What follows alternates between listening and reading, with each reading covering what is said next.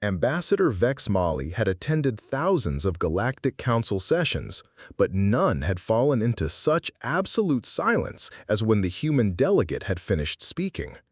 The towering crystalline being shifted nervously, her photosynthetic skin flickering with uncertain patterns as she observed the chamber's collective unease.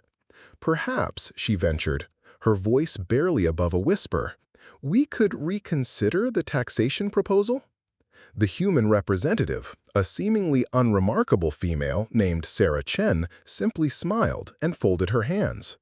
That would be wise, Ambassador. We appreciate your flexibility. From the observer's gallery, young Zeeptik watched his grandfather, Fleet Admiral Throxan, lean forward with visible tension. The old warrior's battle-scarred carapace bore witness to conflicts across 17 systems, yet his mandibles clicked with nervous energy whenever humans were mentioned. After the session, Zeeptik cornered his grandfather in the station's cantina. I don't understand, grandfather. The humans have only 12 worlds. We have over 300. Why does everyone fear them?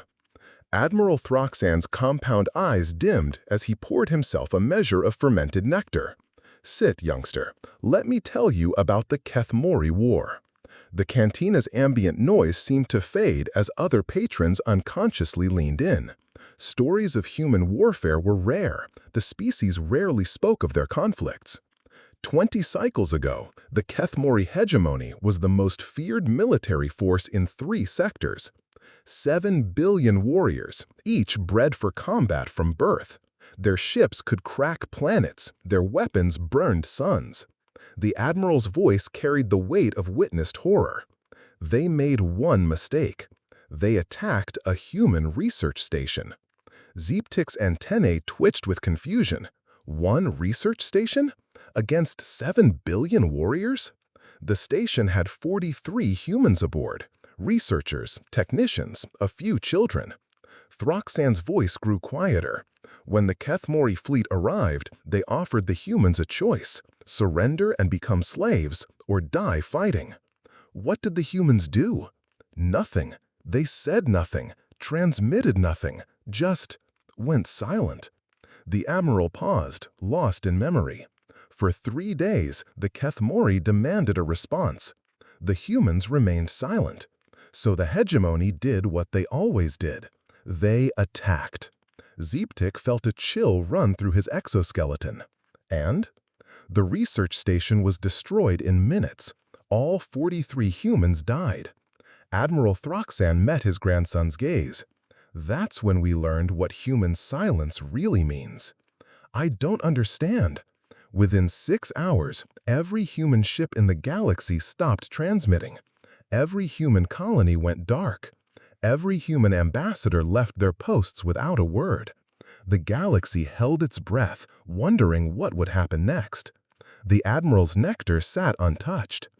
It took the humans 18 months.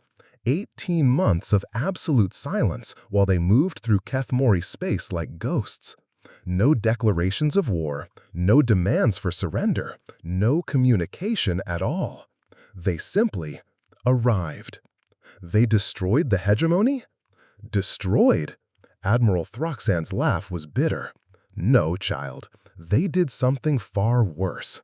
They systematically dismantled everything the Kthmore had built.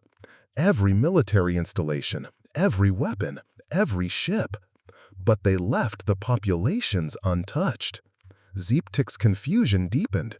That doesn't sound so terrible. You don't understand. The humans didn't just take away their weapons. They took away their ability to make weapons, their knowledge of weapon making, their very concept of warfare. The admiral's voice dropped to a whisper. 7 billion of the galaxy's greatest warriors reduced to farmers and artists overnight. Not dead, not enslaved, just changed. How is that possible? That's what makes humans truly terrifying, grandson. We fight with weapons, with numbers, with strength. Humans fight with ideas. They fought the Kthmore with the idea that war itself was unnecessary. And somehow, impossibly, they won. Admiral Throxon finally sipped his nectar.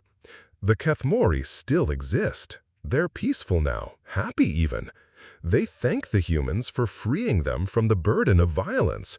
But every military commander in the galaxy knows the truth. What truth? That when humans go silent, it doesn't mean they've given up. It means they're thinking. And when humans think hard enough about a problem, the Admiral's eyes fixed on the viewport, where human ships moved peacefully through the trade lanes. Reality itself changes to accommodate their solution. In the distance, Sarah Chen walked past the cantina's entrance, still smiling that same quiet smile. The entire establishment fell silent until she passed. "That's why no one fights the humans, grandson," Admiral Throxon whispered, "because we're all afraid of what they might think of next."